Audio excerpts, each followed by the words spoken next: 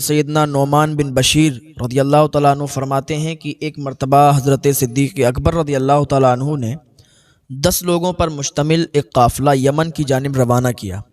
اس قافلے کے اندر میں بھی تھا۔ ہم لوگ 10 لوگ تھے اور قافلے میں وہ قافلہ یمن کی طرف جا رہا تھا۔ ہم لوگ جا رہے تھے کہ راستے میں ایک جگہ ایسی پڑی، ایک بستی ایسی پڑی کہ اس کو دیکھ کر ہم لوگ حیرت زدہ ہو گئے۔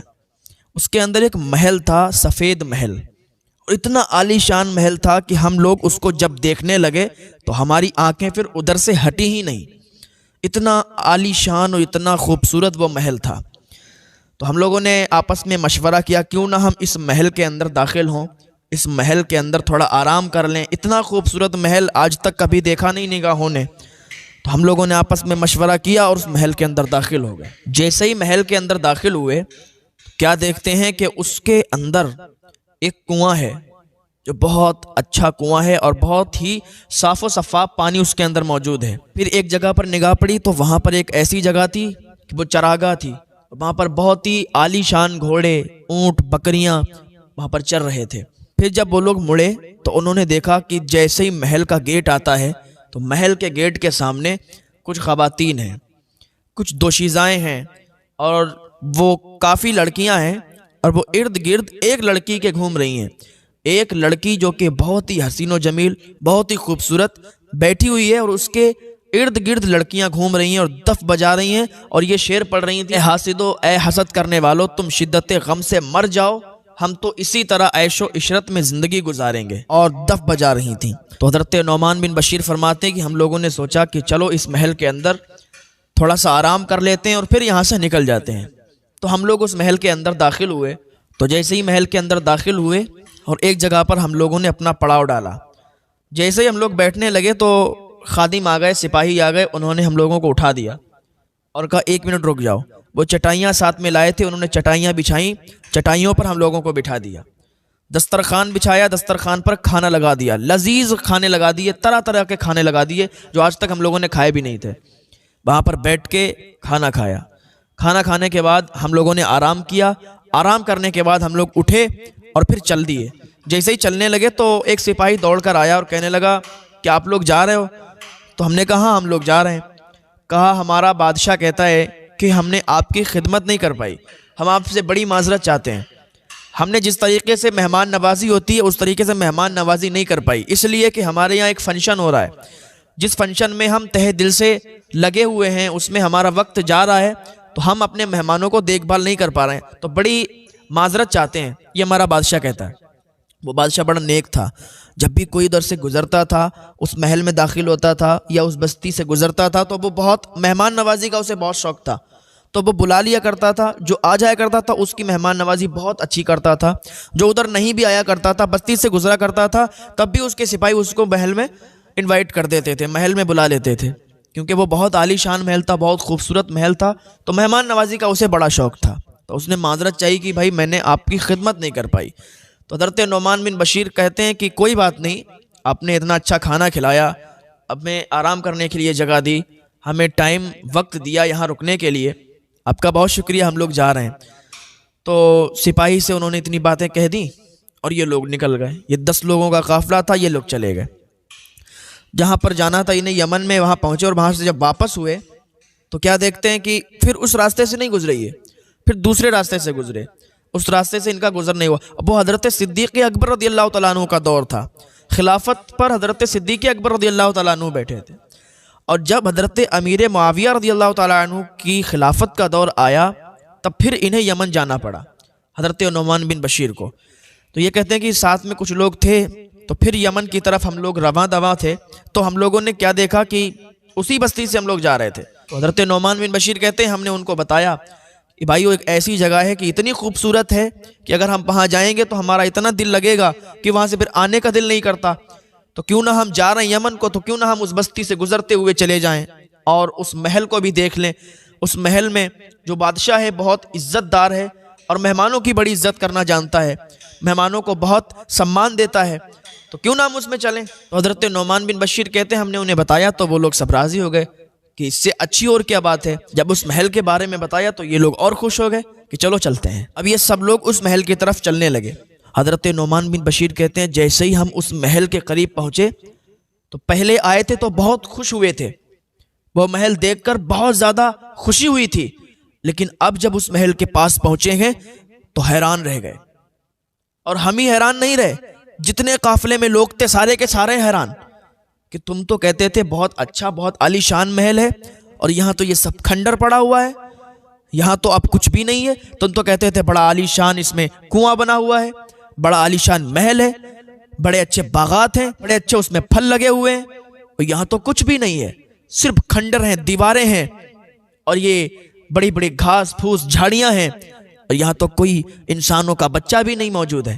حضرت نعمان بن بشیر کہتے خاموش رہو، مجھے بھی بڑی فکر ہے کہ پہلے تو آئے تھے ہم تو بڑی خوبصورت جگہ تھی، بڑی عالی شان بلڈنگ تھی، بڑا اچھا محل تھا، اس میں باغات تھے، کنواں تھا، حوض تھا، ارے اب تو کچھ بھی نہیں ہے۔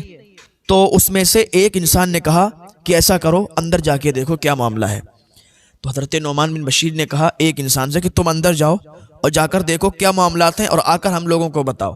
یہ لوگ وہیں پر ٹھہر گئے، وہ انسان دھیرے دھیرے اندر جانے لگا۔ جب اندر گیا تھوڑی دیر کے بعد وہ چیختا چلاتا ہوا واپس آیا۔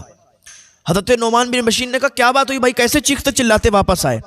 کہا یار تمہیں معلوم نہیں اندر ایک بوڑھی عورت ہے، اس کے ہاتھ میں ڈنڈا ہے، اور جیسے اس نے مجھے دیکھا کہنے لگی آ جاؤ اندر آ جاؤ، آ جاؤ اندر آ جاؤ، اس طریقے سے کہنے لگی یار ہم تو ڈر گئے اور ہم بھاگ آئے واپس۔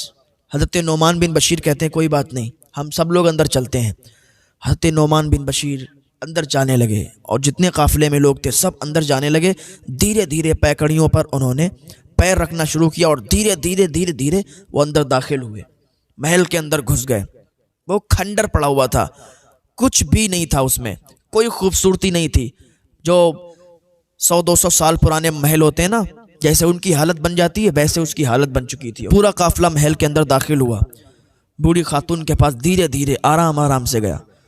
بوڑھی خاتون نے کہا تم لوگ کون ہو، کہاں سے آئے ہو؟ قافلے والوں نے کہا تم کون ہو، تم اس کھنڈر سے محل میں کیوں رہتی ہو، کون ہو تم؟ اس نے کہا تمہیں معلوم نہیں، میں اسی بستی کی رہنے والی ہوں، اور میں اس محل میں جو بادشاہ تھا نا میں اسی کی بیٹی ہوں۔ بادشاہ بھی ختم ہو گیا، سارے لوگ ختم ہو گئے، میں ہی بچی ہوں، باقی کوئی باقی نہیں رہا۔ حضرت نعمان بن بشیر کہتے ہیں کہ تو پھر تم یہاں کیسے رہتی ہو، تمہیں کھانا کہاں سے آتا ہے، تم پانی کہاں سے پیتی ہو؟ وہ کہتی ہے کہ ایک گھڑا رکھا ہوا ہے، اس میں پانی پتہ نہیں کون لاتا ہے، کیسے بھر جاتا ہے مجھے تو معلوم نہیں ہے، میں وہیں سے پانی پی لیتی ہوں، اور قافلہ ادھر سے جب گزرتا ہے وہ کھانا پھینک کر چلا جاتا ہے، میں کھانا کھا لیتی ہوں۔ حضرت نعمان بن بشیر کہتے ہیں ابھی کچھ سال پہلے جب ہم آئے تھے تو کتنا خوبصورت تھا یہ محل، کتنا اچھا لگتا تھا، بادشاہ کیا ہوئے، یہاں کے سپاہی کہاں گئے، یہاں کی وہ دوشیزائیں کہاں گئیں؟ وہ کہتی ہے کہ سب فنا ہو گئے، بادشاہ جب انتقال کر گیا نا تو ہم بھی ٹوٹ گئے، اور اب ہم اس ویرانے میں رہتے ہیں، ہمیں ان لوگوں کی بڑی یاد آتی ہے، وہ سب فنا ہو گئے، اب یہاں کچھ بھی نہیں ہے۔ وہ عورت کہتی ہے میرے والد صاحب جو بادشاہ تھے نا وہ بہت مہمان نواز تھے، مہمانوں کی بہت عزت کیا کرتے تھے۔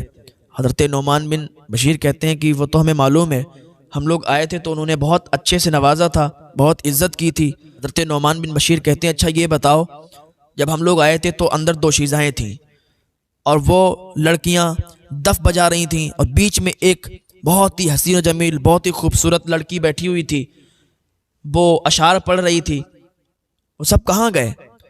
تو وہ عورت کہتی ہے اللہ رب العزت کی ذات کی قسم جس نے ہمیں پیدا کیا، جس نے ساری مخلوق کو پیدا کیا، اس ذات کی قسم میں وہی لڑکی ہوں جو ان دف بجانے والیوں کی بیچ میں بیٹھی تھی۔ حضرت نعمان بن بشیر کہتے تم وہ لڑکی ہو؟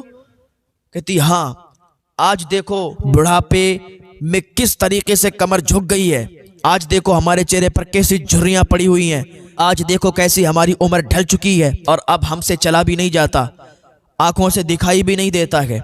انسان کے سامنے وہ دن ضرور آتا ہے، وہ آخری دن، وہ آخری ٹائم، وہ آخری گھڑی ضرور آتی ہے جب اس کو اس دنیا سے جانا ہوتا ہے۔ کسی کو بھی دنیا میں ہمیشہ نہیں رہنا ہے، ایک دن آتا ہے کہ جب انسان اس دنیا کو چھوڑ کر چلا جاتا ہے، انسان اپنی زندگی میں یہاں کچھ بھی کر لے، یہاں کچھ بھی کر لے، کچھ بھی کما لے، کچھ بھی بنا لے، لیکن ساری چیزوں کو چھوڑ کر اسے جانا وہی ہے جہاں ہمیشہ رہنا ہے۔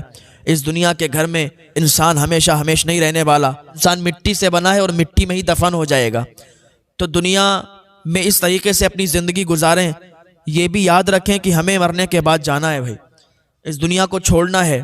تو وہ بوڑھی عورت حضرت نعمان بن بشیر سے کہتی ہے کہ آپ کے قافلے میں کیا کوئی عورت ہے؟ تو یہ کہتے ہیں ہمارے قافلے میں کوئی عورت نہیں ہے۔ کہا اچھا تو مجھے یہ بتاؤ کیا آپ کے پاس سفید چادر ہے؟ تو وہ کہتے ہیں ہاں سفید چادر ہے۔ تو کہتے ہیں مجھے سفید چادر دے دو۔ حضرت نعمان بن بشیر نے 2 سفید چادریں نئی اس کو دے دیں۔ اس نے دونوں چادروں کو اوڑھ لیا اور کہنے لگی آج میں نے خواب دیکھا تھا، اور خواب یہ تھا کہ میں دلہن بنی ہوئی ہوں، دلہن بن کے میں ایک جگہ سے دوسری جگہ جا رہی ہوں۔ مجھے پکا یقین ہو گیا ہے کہ آج میں مرنے والی ہوں، میری موت قریب آ گئی ہے، اس لیے کہ میں نے خواب میں دیکھ لیا ہے کہ میں دلہن بن کے ایک جگہ سے دوسری جگہ جا رہی ہوں، تو مجھے یقین ہے کہ اب میں مرنے والی ہوں۔ تبھی میں پوچھ رہی تھی کہ تمہارے قافلے میں کیا کوئی عورت ہے جو مجھے غسل دے سکتی ہے؟ تو حضرت نعمان بن بشیر کہتے ہیں ہمارے قافلے میں کوئی عورت نہیں ہے۔ عورت نے ابھی اتنا کہا ہی تھا کہ وہ زمین پر گری اور وہ مر گئی، اس کا انتقال ہو گیا۔ حضرت نعمان بن بشیر جب واپس آئے تو حضرت امیر معاویہ رضی اللہ تعالیٰ عنہ کا دور تھا، خلافت پر حضرت امیر معاویہ تھے۔ تو کہنے لگے کہ حضرت ایسا واقعہ پیش آیا ہے۔ تو حضرت امیر معاویہ رضی اللہ تعالیٰ عنہ رونے لگے، زارو قطار رونے لگے کہ اگر میں تمہاری جگہ ہوتا تو میں اس خاتون کو ضرور یہاں لاتا، تم اس کو ساتھ میں نہیں لائے۔ وہ کہنے لگے حضرت ہم نے اس سے کہا تھا کہ آپ ہمارے ساتھ چلیں، ہمارے یہاں چلیں، تو اس نے آنے سے انکار کر دیا اور کہا ہم یہاں سے کہیں نہیں جائیں گے۔ تو انسان کو مرنا ہے، آج نہیں تو کل۔ بہت سے بادشاہ آئے جو فنا ہو گئے، بہت سے بادشاہ ایسے آئے کہ جنہوں نے دعویٰ کیا کہ میں ہوں، میرے علاوہ کوئی نہیں ہے، اپنی خدائی کا دعویٰ کیا، ہر چیز کا دعویٰ کیا، لیکن وہ بھی مٹی میں مل گئے، وہ بھی ختم ہو گئے۔ بہت سے زمیندار آئے جنہوں نے دعویٰ کیا کہ میں ہوں، میرے علاوہ کوئی نہیں ہے۔ بہت سے بادشاہ آئے جنہوں نے غریبوں کو ستایا، غریبوں پر ظلم کیا، لیکن وہ بھی نہیں بچ سکے۔ فرعون آیا، وہ بھی غرق ہو گیا۔ نمرود آیا، وہ بھی تباہ ہو گیا۔ شداد آیا، وہ بھی تباہ ہو گیا۔ بڑے بڑے بادشاہ، بڑے بڑے حکمران، بڑے بڑے زمیندار، بڑے بڑے مالدار آئے، سب نے دعوے کیے میں یہ ہوں، میں وہ ہوں، لیکن کوئی بھی کامیاب نہیں ہو سکا۔ کوئی بھی ایسا نہیں کہ قیامت تک وہ باقی رہ گئے، کوئی بھی ایسا نہیں کہ دنیا میں اسے موت نہیں آنی۔ دعوے تو سب نے کیے، لیکن موت کا دعویٰ کسی نے نہیں کیا۔ کوئی ایسا نہیں ہوا جس نے یہ کہہ دیا ہو کہ مجھے موت نہیں آنی۔ سارے آئے، ساروں نے دعوے کیے، اور وہ مٹی میں مل گئے، تباہ و برباد ہو گئے۔ تو کیوں نہیں سمجھتے ہم لوگ کہ ہم دنیا میں کس لیے آئے ہیں؟ صرف اللہ کی عبادت کرنے کے لیے آئے ہیں۔ اللہ کی عبادت کریں، اللہ کی عبادت کریں، تب تمہاری دنیا میں کامیابی ہے۔ اگر اللہ کی عبادت کی غرض سے آئے ہیں، دنیا میں اپنے اپنے کاموں سے لگ گئے ہیں، اللہ کو بھول بیٹھے ہیں، تو یاد رکھیں دنیا تو کما لوگے پر آخرت نہیں کما سکتے۔ دنیا میں تو اچھا گھر بنا لوگے پر آخرت میں اپنا گھر نہیں بنا سکتے۔ اگر آخرت میں بھلائی چاہتے ہو تو نیک عمل کرو، یہاں بھی کامیاب رہو گے، وہاں بھی کامیاب رہو گے۔ اپنے پیسے کو نیک جگہ خرچ کرو، اپنے پیسے کو اچھی جگہ یوز کرو، اچھی جگہ استعمال کرو، تاکہ یہ پیسہ تمہارا، یہ دولت کل سانپ اور بچھوؤں کی شکل میں بنا کر تمہارے گلے میں نہ ڈالی جائے۔